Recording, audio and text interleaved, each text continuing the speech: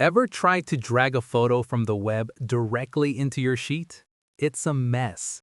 It either floats on top or takes over your entire browser tab. Don't panic, just hit the back button. Sheets is in the cloud, so it needs a proper path. I've collected the direct links for these characters in column B.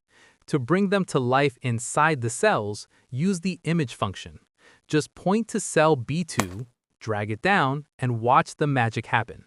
While they load, remember, this works for any cloud service, Google Drive, Dropbox, or OneDrive. It's all about the direct link, not the file location on your computer. For private files on your drive, you need the unique file ID. See this code in column B? That's our key. I'll use a special direct link formula to pull Michael Scott into the cell. I'll put this hack in the description. Now for the best part. Since these photos are now part of your data, you can sort them. Watch as the faces stay perfectly attached to their names. No more floating images. Pure data magic. Stop fighting with your spreadsheet. Subscribe to Master Google Sheets Magic.